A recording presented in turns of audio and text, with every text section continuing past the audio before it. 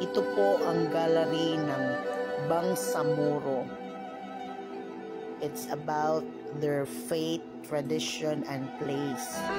So po, pagpasok ko po dito, talagang na-amaze po ako. Nung nakita ko po yung higaan at saka itong mga pictures, maganda din. Pero itong pinaka na-amaze ako, itong malaking budyong. Oh. So, itong napakalaking budyong, talagang nagulat. Ngayon lang ako nakita ng budyong na ganito palaki. Ang ganda. Ang ganda ng kulay. Tsaka meron pa silang mga kagamitan dito na na-preserve. Yung mga tela na yan. Hindi ko alam yung pangalan, pero ito talaga yung bed.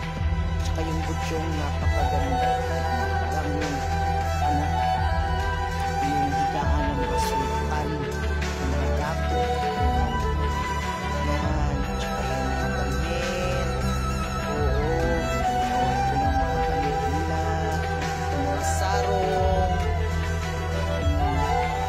Tsaka yung sa babae, yung mga accessories. Ito yung payong. So yan yung mga nakasulat na describe ng anong gamit doon sa loob, yung reserve nila, mga pictures. At saka sa may dito sa gilid yung place of worship o yung pagdasalan. So yan yung parang shield. At saka may mga jar. Tsaka nandito yung Holy Bible nila, ang Quran, nakapreserve po talaga. So napaka-special po ito sa kanila. Nasa gitna po siya nakalagay. At dito naman po sa unahan, so meron po tayo makita, meron namang mga pictures. So meron tayong makikita ng mga itak, iba't ibang klase ng mga itak ang makikita natin. At saka ito, baril. So ito pala yung mukha ng baril dati doon sa muro. Ibang klase ng itak yung pataas. Yung describe, yung nakasulat yung describe. So ano yung klase ng itak doon. At saka ito na naman, mga budyong. Ibang klase ng budyong. Tama ba yung sinasabi ko? Si Bisaya ako eh. So ito, mga musical instruments. Tsaka yan, maliit na budyong, ang ganda ng pagkagawa. At saka ito, parang musical instrumento. Ang ganda. Napakaganda ng musical instrument.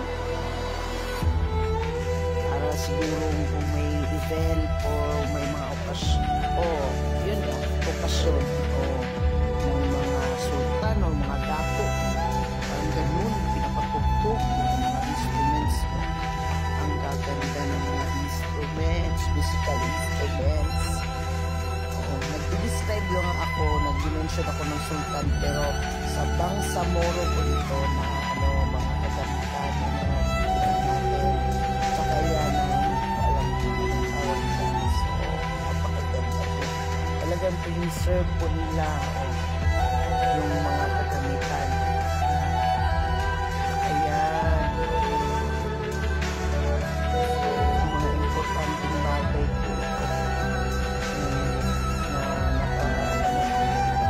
naka-preserve po talaga sa loob yung bagay.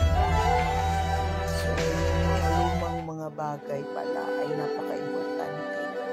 Habang nagiging luma sila, pero yung halaga nila mas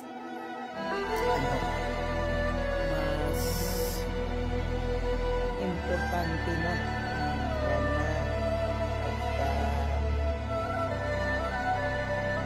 Ano na yung Tagalog natin? Ano ito? Tela yan.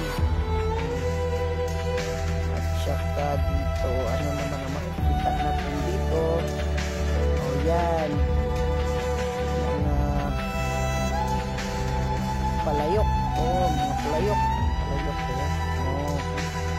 Saka, yan, mga gamit. Ayan. Bags.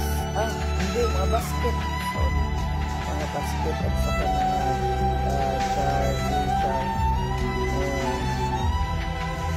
Hindi na describe sa Tagalog. Oh, yan, mga bags. Pero ano ito mga stick? Hindi ko talaga, nabasa lahat. Ang gamit sa mga sulat. Yan.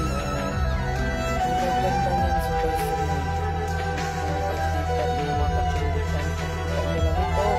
National Museum of Anthropology ng Pilipinas, before Intramuros. So from Rizal Park lalakad lang kayo straight, pero ngayon kasi hindi yung gate yung sa may Lapu-Lapu parang inaayos pa nila, so parang ano ka pa, magliko ka pa. So yan na si Jumerican.